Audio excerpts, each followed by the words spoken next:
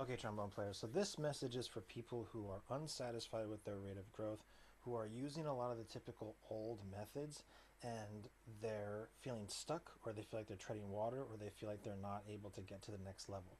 If you're using methods that are getting you great results, then you can ignore this video. It's not for you. Now, for the rest of you, odds are, if you've been playing for a while or you've been trying to get better, my guess is that there's a very good chance that you're using either this book, the Remington exercises, or the Arbin's method book, or the Melodious Etudes, or maybe something else, but those are the big three. Now, in this video, I'm going to tell you why those don't work and what you should do instead.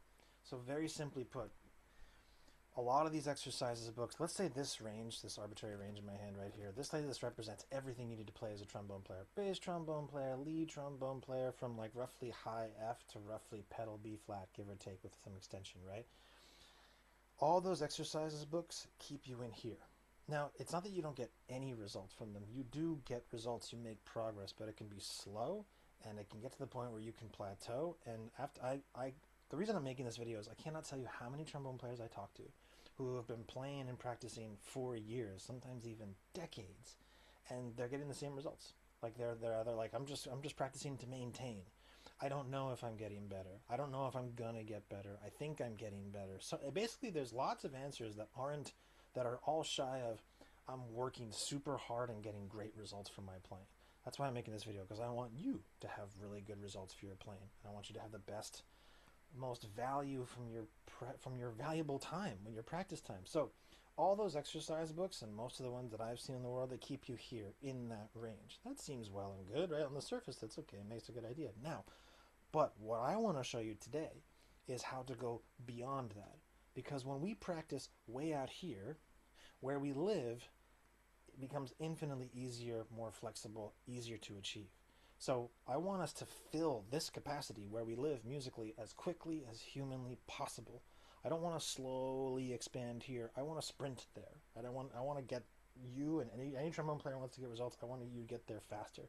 So I'm going to focus on 2 or 3 things today that I want to talk to you about. So number one is reaching past our comfort zone to the point where even things sound bad, because we want to get a great workout for our embouchure. A much more valuable metric for our growth is, did our embouchure get a really powerful workout?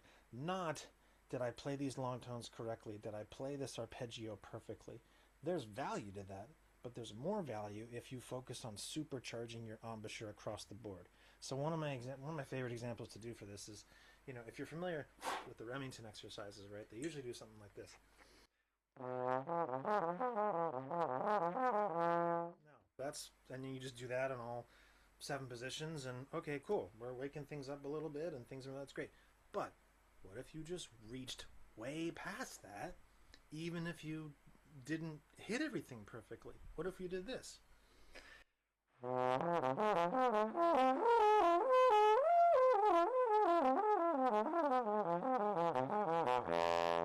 Now, I've been doing this for a while, so 7th position is pretty easy. But let me show you 1st position. I don't always have the super high B flat. So let me show you an example of sounding bad looks like. So I'm going to do the same thing, 1st position. Now,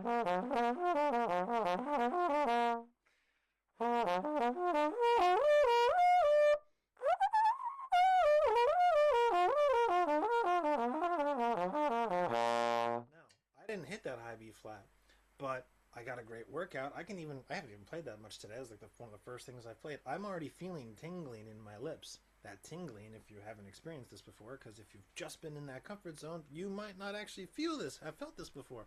But when you feel tingling, it's either your muscles got a good workout or you're getting blood flow to new places. I want to make sure your practice routine has as much of that as possible. So this is one example. So I want you to reach past your comfort zone, going way past that range, for the sake of getting a good exercise, a good warm-up, a workout, a really strong workout for your embouchure. So that's number one. Reach past your comfort zone, get a good workout. Now, there's a few other ways you can do this. So, a lot of the Remington, for example, a lot of these things talk about articulation. They want to make things smooth. They want to make lip slurs smooth. Well, our embouchure needs two main things. We need strength and we need efficiency. Strength, what I just did is a good example of how you build strength. You reach past your highest note, you let it sound bad, and you get a good workout for your muscles. I don't care about hitting this note. I care about getting a good workout for your muscles, because when you get a good workout for your muscles, your metric will change from, oh, I can hit that note sometimes, to, well, I've been developing strength, so now that note is in my wheelhouse. I can improvise it I can use it in improvisation. I can read it and play it, any dynamic, any articulation, because it's in my wheelhouse. I don't want you to just have high D and high F sometimes. I want that to be musically usable, right? So this is how you do that. You go for strength. You go out of your comfort zone to get a great workout. So now I want to talk about how to get more efficiency, because efficiency is how we do lip slurs. It's how we articulate. It's how we're able to do anything we want in the trombone that isn't sustaining strength that we need for high range and endurance. It's like pretty much everything. So in the same vein of going past your comfort zone, in the example I just gave, I was going high. Now I want you to go low. Why?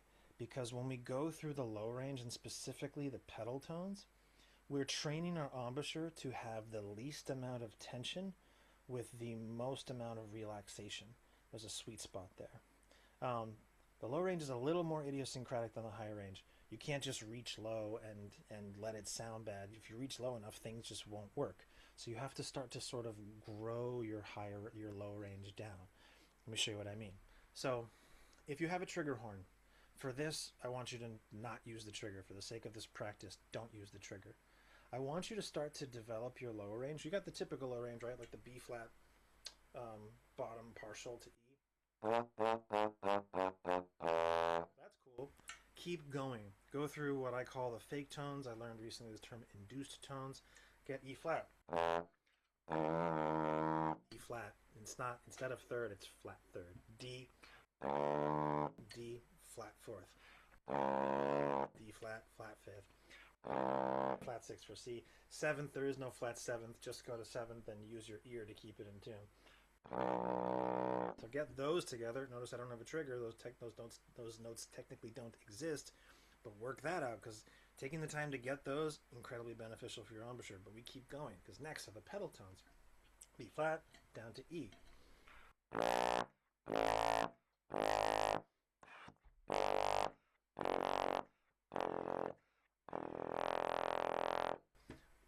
Those tones, if you take nothing else from this video, just take the time to develop your pedal tones. I sort of equate the pedal tones to the open strings on a guitar. They are the most resonant part of the horn. So when you train your embouchure to get a full, buzzy, bright, open sound on those pedal tones, you are connecting your embouchure to every note in that position. So pedal B flat is related to B flat F, B flat D, F, attitune A flat, B flat C, D, etc. Same with second position, third position, all the way down to E. So expand down there. But again, the more we go past it, if the pedal tones are within this range, right, we can make our pedal tones even better by going lower than that. So keep going. So we can go past pedal E and go into what I call either sub pedal or double fake pedal tones. I don't know what the proper word is. I kind of use a mixture of terms in it. And again, if you have like a contrabass trombone, these are notes you can actually hit, but don't use your trigger for this. Challenge your embouchure to go outside of the comfort zone and get more range. So, or to go outside of your comfort zone more. So E flat, that's E. We got E flat. Now when you get this low, do E flat in fourth, D in fifth, D flat in sixth, C in seventh.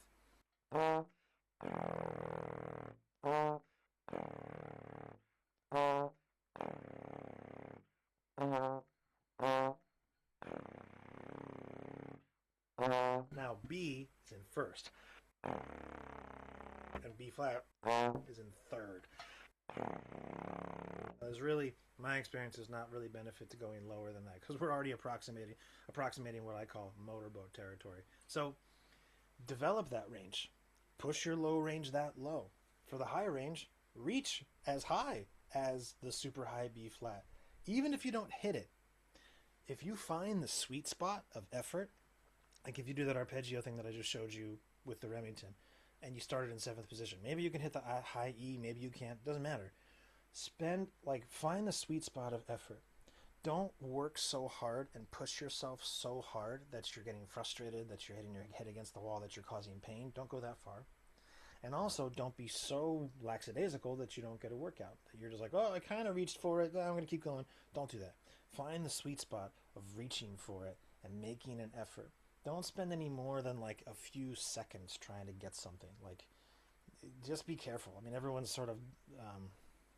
everyone's sort of posture or attitude for this is a little different, right? So like, just be aware and watch yourself. Am I being too easy? Am I pushing myself too hard? As long as you find that sweet spot, then allow yourself to sound bad and get a workout. You don't even have to. This is the beauty of this, is that you don't have to be perfect at all. Like, we should avoid perfection. When you practice this way, you can literally sit back and let the exercise do the work. That's so much more easier and less stressful than trying to play everything ever perfectly for the sake of a warm-up or a practice routine. Practicing should be about making everything stronger and better, so that when we go to music, we have an excess of strength, an excess of efficiency. So, one last thing I want to leave you with is like a bonus thing. So, when you practice this way, if you add double tonguing and doodle tonguing to the mix, you're going to be challenging your embouchure in an additional way. Challenging it, we can challenge it by reaching out of our comfort zone and going high and allowing ourselves to sound bad and just reach, get a strength workout. We can challenge our embouchure and push ourselves out of the comfort zone by developing the super duper low range. And we can challenge the embouchure to be more responsive and more efficient by adding double tonguing and doodle tonguing to the mix. Now, if you've never done this before, it's practically a guarantee that when you start to do it, it's going to sound weird, it's going to feel weird, it's going to be uncomfortable and feel very foreign. It was the same way for me and everyone I've taught. It's like, if you've never done this before, it can feel like, double tonguing can be like, it can sound totally weird and foreign. But the beauty is, if you just are consistent with it and you push yourself beyond this comfort zone in all these different ways, and you just find the sweet spot of, I'm going to spend some time doing it. I'm not going to stress out about it, and I'm not going to let myself off too easy. That consistency, that repetition, you do that every day for a week, it's going to be different in a week. You do that every day for 2 weeks, 3 weeks, it's going to be different. It's going to be better. A month, 2 months, all of a sudden it's going to start to get normalized. So a little bit of consistency will start to make that better. But the point of this, whether or not you want to use double tonguing or doodle tonguing in your musical playing, maybe you do, maybe you don't. It's pretty personal and subjective. I'm not here to tell you, you got to double tongue, you got to doodle tongue. Do it or don't musically, I don't care. But for your practice, do it, because you're challenging your embouchure to do more. You're challenging your embouchure to maintain a good sound, to do a complicated reach while doing this different tonguing, while doing this different challenging thing for your embouchure. So when you're doing pedal tones, when you're working your low range, add some double tonguing.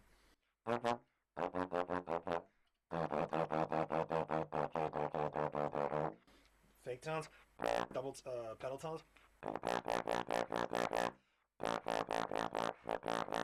When you're reaching in the high range, say with the Remington thing, you can do the Remington, just expand it. Add double tonguing, add doodle tonguing. So I'll doodle tongue the expanded Remington thing. I'll do it in first because I can't do it in first. I'll give myself more of a challenge. Kill two birds with one stone. Make a video for trombone players and give myself a better exercise.